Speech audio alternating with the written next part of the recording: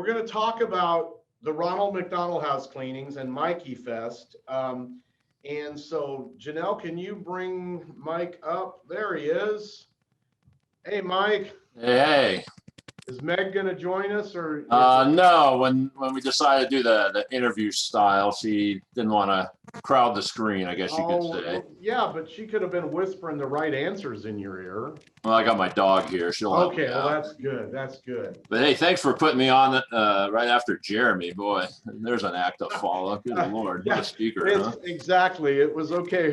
Who should I put on after Jeremy? I'll pick on Mike. So thank you for being Never sat in on a Jeremy presentation, but now I see why he's so successful, and he's really dynamic. Exactly. Jeremy is not only a great guy, he's a great presenter and a great trainer. Well, let's talk about Mikey Fest, and specifically, Mike, how in the world you got roped into, saving the world. Well, maybe not saving the world, but cleaning Ronald McDonald houses. Give our listeners a quick story on how that came about. Well, geez, I realized that this is the first September in 16 years that doesn't have a Mikey's Fest. And I've always done them, this time of year, because typically it's when it's slow out here on the West Coast. And it was 2004, I believe.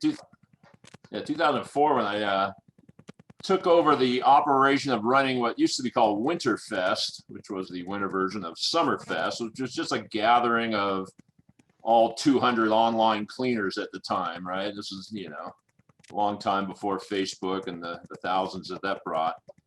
But it's I guess, just the evolution of a small event that brought the nerdiest of carpet cleaners together every year to proudly nerds, right? They're proud nerds of carpet cleaning. Yeah, well, we got together for years, and we would go clean some of my commercial accounts in Santa Cruz, California, bowling alleys and motels and restaurants and whatnot. And we were going to do a Mikey's Fest out in Nashville a few years back. I think this was in 2017.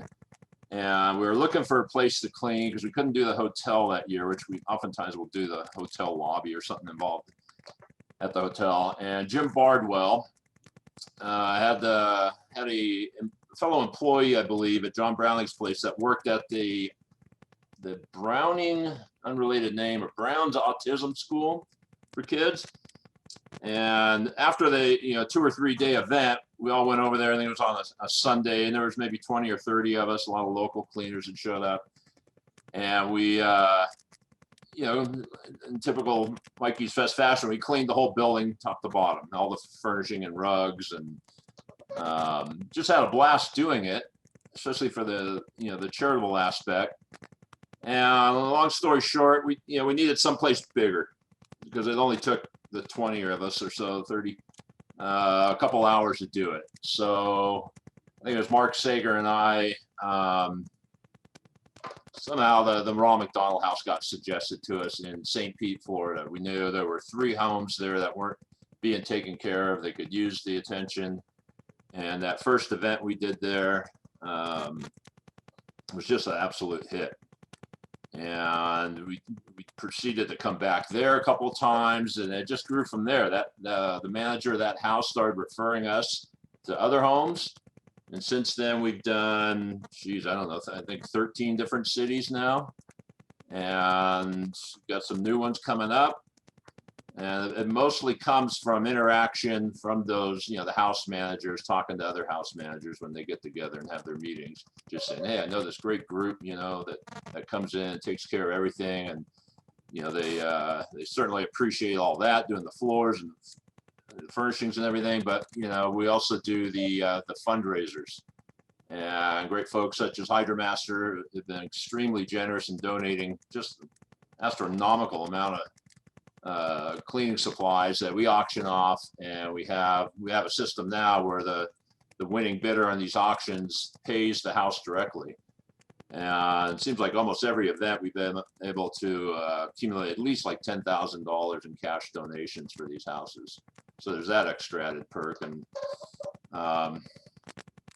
Hey, kind of grown from there, Doyle. You our asked how it audience who might started. not be familiar with Ronald McDonald houses. I'm putting you on the spot here. Can you kind of give a 30-second talk about what they do and what their vision is? Oh, sure. So these are houses generally that are either specific built or converted old homes in some cases, or maybe a wing in the hospital where the family, the parents and siblings of a sick child can come stay and be near the hospital. They have a stipulation they got to live within or outside a 45 minutes or 45-mile radius. And some of these homes can house, into the hundreds of people at any given time. But when you have a kid that's got a serious ailment, going through cancer treatment, let's say, most people are going to go flat broke in a real hurry in today's economy, everyday economy. So at these homes, while they ask for a $10 donation per night to help facilitate the food and bedding and everything that's supplied, most people can't pay. They're already at wit's end. And the community supports these homes through all sorts of charitable donations. And the Ronald McDonald restaurants donate anywhere from 10 to 30, 40% of their revenue to help support these homes as well. Really varies. Some get no support from the McDonald house. It's for whatever reason, there's no restaurants around them, but the entity's there. It's humbling to go into these places, isn't it? I mean, it's just talking about putting your priorities in order and figuring out what you need to be thankful for. Going into a home where there's little children that are fighting for their lives, literally, it's humbling. That's the best way I can put it, isn't it? Yeah, we've done so many of them, and there's always, without fail, an incident that's both regrettable and sad, yet in a way I kind of like to see it happen. I like to see cleaners be aware of the families and dealing with them. And while we ask, that the families leave, give us the morning to clean their bedrooms. And generally we can get most of them done by noon. Then they can come back, if need be. And then we, later in the afternoon, we take care of the rest of the home. But inevitably, there's always some kind of a interaction between, a cleaner and a family member. And we've had some pretty intense ones, a lot of tears shed where they're so grateful, for one, because, the last thing on their mind is to come home or come back to the house and, clean their room. It is their responsibility while they're living there. And sometimes they're there for upwards of 2 years. We've seen that. And, they just want to come home from the hospital and crash out, take a shower, eat, go back, be with their kid. So the homes can get pretty abused. A lot of the maintenance is done on the volunteer level. And the ones that we go back to over and over, we get to see our effect. And some homes really take our advice and switch to, systems that'll prolong the resoiling of floors and whatnot. And others, for whatever reason, just can't do it. And they really need us. Phoenix, for example, we're going back there, I think, for the 3rd time, and they're ready for us now. It's in horrible shape, but we can't get out there until end of October this year. Well, I wanted to share the story. I was fortunate enough to help at the event in Nashville. And I think I told you, Mike, that I grabbed an Uber to go back to the airport, and my Uber driver asked me what I was doing in town. And I told her a little bit about Mikey Fest and cleaning the Ronald McDonald house. And she had to pull over and she started crying. Oh, wow. She was a Ronald McDonald House parent. Her child, when she was about 4, spent 3 months in a Ronald McDonald House. It wasn't that particular Ronald McDonald House. And she couldn't tell me enough how much she appreciated the efforts of your organization and all the cleaners and restorers that volunteer their time, and all the suppliers that come and donate stuff. It really struck me that it was like, wow, I mean, this is real world stuff. Here's someone who's lived through it. So, and one of the things I wanted to point out, it's changed. I helped clean a Ronald McDonald House with the Colorado Cleaning Association, PCRA, all the way back in the 80s. And I specifically remember from that house, it was about 75% carpet. These days, the houses are about the opposite, aren't they? Very little carpet, a lot of hard surface floors. So when you say we clean every surface, you mean every surface. Tell them about all the different things that went on. Oh yeah, and, you know, it varies a lot. Like we did the Minnesota house, whatever it was, 2 years ago, and that was our biggest project. We didn't even think we'd be able to pull it off, but we had such a huge outcome. And 3 of the big franchises showed up with a lot of young guns, which was good because it's a 4-story facility and carpeted stairs, carpet everywhere. But we had Coit, Stanley, ChemDry, and Zero Res all show up. They brought a lot of young guys because, you know, for the most part, Mikey Festers are, you know, older guys like you and me, and you know, going up and down 4 flights of stairs to take care of all those bedrooms wasn't too exciting. But without those franchises, it wouldn't have happened. Not in one day, anyways. But yeah, we're seeing a lot of vinyl, obviously low maintenance. They don't always necessarily pick the right vinyl. A lot of wood, you know, the heavy wood grain and cheap coatings. Plenty of tile and grout. We've done a tremendous amount of countertop work, you know, cleaning, polishing, recocking sinks and backsplashes and all that.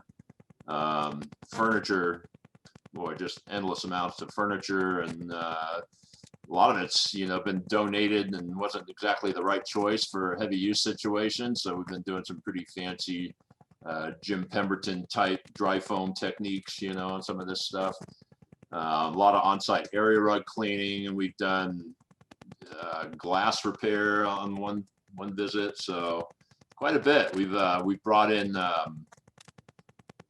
exterminators that deal with those dreaded little itchy bugs that you find underneath your sleeping receptacle. Try not to say the words, but yeah, you name it. We've done a lot of stuff, and we're also like, you know, like I said, we're able to generate a lot of cash for them, but we've also been able to get some of the mop and janitorial supply companies to donate incredible amounts of supplies.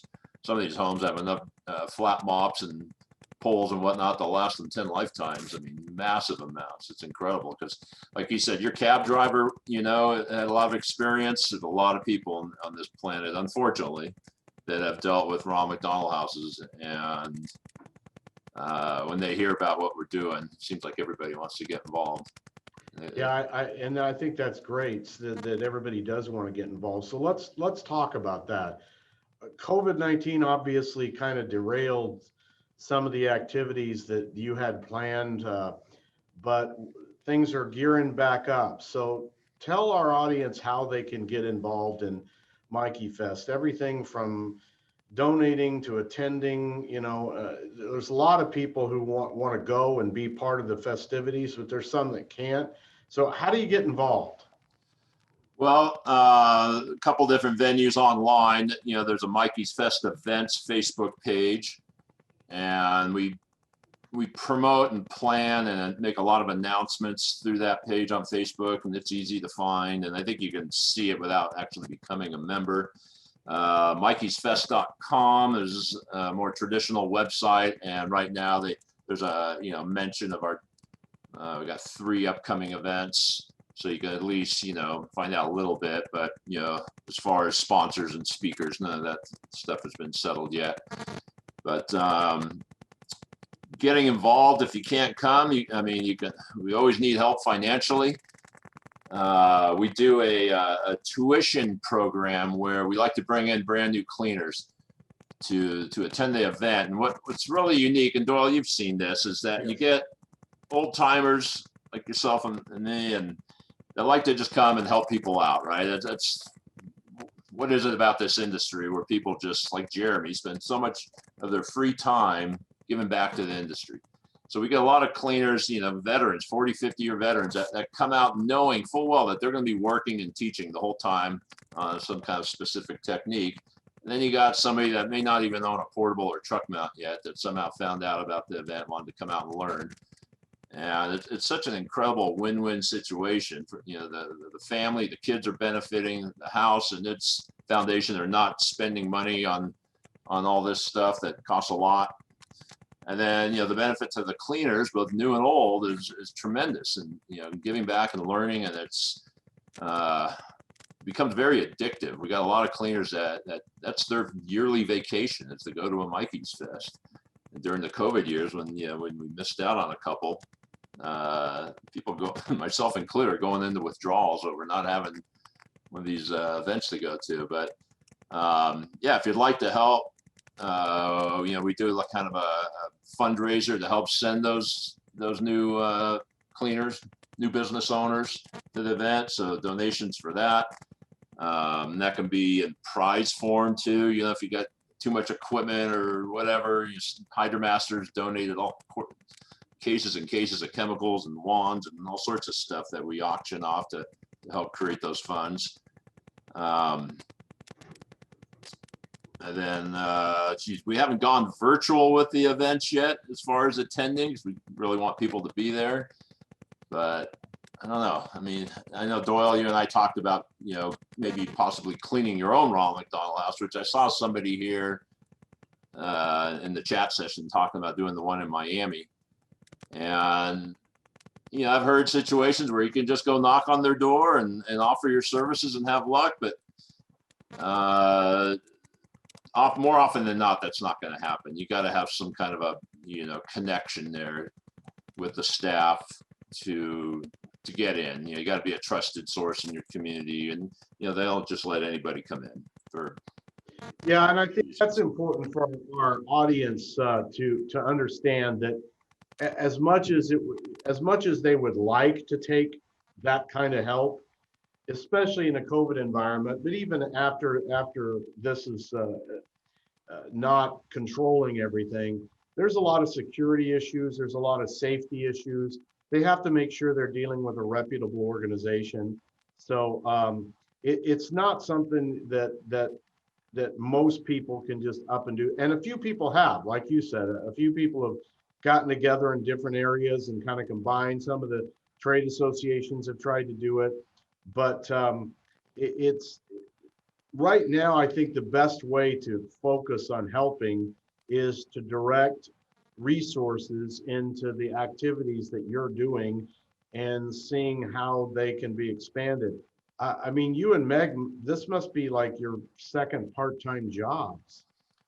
Yeah, when we get close to an event, say 6 months out, it feels like we're 20 hours a week we're on the phone planning this stuff. It takes an incredible amount. It's just not a snap of the fingers by any means, but we enjoy the heck out of it.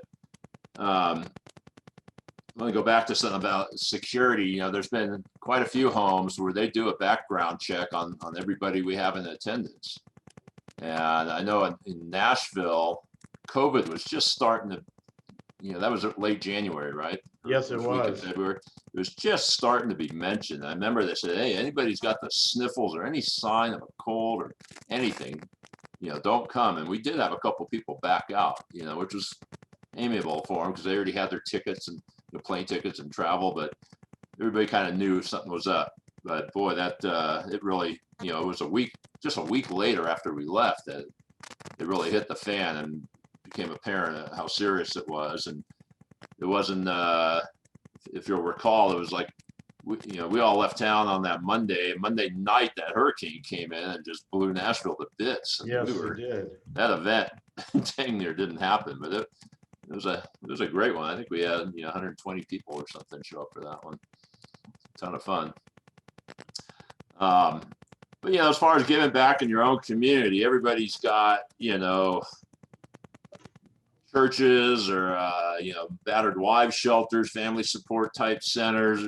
There's all sorts of charities you can get back and help your community out. And this, Mikey's Fest is just doing it a little bit more on the, I wouldn't say global level, but on a much bigger level. But it really, a lot of people leave going, boy, I need to do more of this, in my own hometown. So it does bring awareness, and that's the best thing out of this. Well, and we kind of used your guide last year. We had to train a bunch of new salespeople, and so we thought the fastest way to show them how to operate the equipment and clean stuff and teach them a little bit about cleaning and stuff. So we went to a troubled youth called the Cocoon House.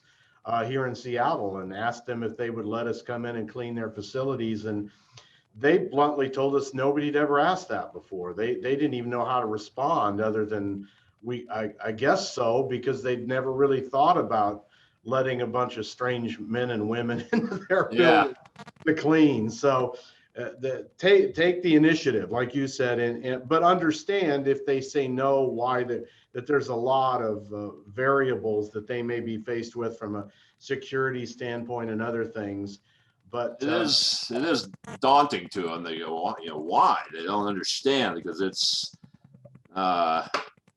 even after I get introduced to the house manager, I still have to explain what and why we're doing it. And you can tell they're kind of blown away by it all once they take it in and see that it almost seems like a scam.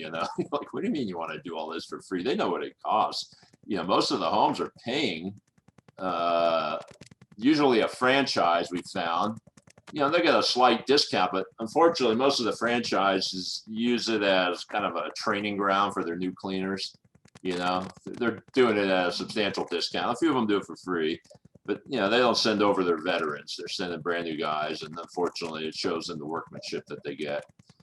And we've had some really challenging situations in homes that had recently been cleaned, where it just made a huge mess. And boy, we pulled off some miracles. And we had an incident in South Carolina where they had called because they had some mold or whatnot showing up in the old wing. They had an old wing, a new wing. And in the old wing, this mold was just super persistent, wouldn't go away. And that was kind of why they were calling us, not realizing you can't just show up and clean away mold, right? But they had 2 or 3 franchises out there, the big drying companies come out and say, that's just the smell of the South. Don't worry about it, And, Al Bradham, right? South Carolina and Charleston. Oh, yeah, sure. He shows up, and Doyle, I'm not kidding you, within 5 minutes, in his little radar gun, his Habitat suit, under a staircase, he finds a 5-gallon bucket that, from what we could tell, was placed there probably a year ago underneath a leaky shower sprinkler head that was underneath this stair closet. And it had just been overflowing this bucket for over a year. And now, you know what water does. You just listen to Jeremy. I mean, it moved throughout this whole house, created a moldy mess that, a lot of it we couldn't even touch. It's going to have to be demoed. And the last time I talked to him, still hadn't been dealt with. We stopped the water flow, but they don't have the money. They got very little funding there at that particular house. But one guy, one pro finds in 5 minutes when they had, the other franchises out to do a complete tour, they couldn't find it. It's incredible. Amazing. But we were going to do that. You taking time out of your schedule. If for those who might have missed our session on Monday, Mike and one of our presenters, John Simmons, go way back, and I guess Mike nearly got eaten in the desert when they ran out of gas or something. So you guys can go back and listen to that story. But listen, I appreciate your time. I appreciate you joining us. And most of all, I appreciate your dedication to helping all the kids and taking advantage of that to allow, the testimonials that you're getting from some of the winners of the giveaway to new companies. It's just amazing. And I would encourage people to dig into that more. If you're tired of dealing with crummy competition in your town, maybe reach out and help them, and they wouldn't be crummy competition. They'd be good competition. So anyway, Mike, I appreciate it. Janelle, I think you posted the website, right? She did. All right. So that's great information. Make sure everybody follows up. And Mike, any parting comments you want to add? Well, thanks a ton for having me on here. I really enjoyed the opportunity to come on and bring a little life to Mikey's Fest, because it just feels like it's been sleeping for too long over the past month or two. But we'll see everybody in Phoenix at the end of October. And then we're going to be in Boise next year, 22, and I think early June. And we got many more planned, but those 2 are cemented right now, and there's a little bit of information there. I got to go to Boise just to see how Jim Bardwell's adjusting to being a Westerner. So His facility there is where we'll have our speakers and classes and whatnot. He's got a nice little shop there. So yeah, that's going to be fun.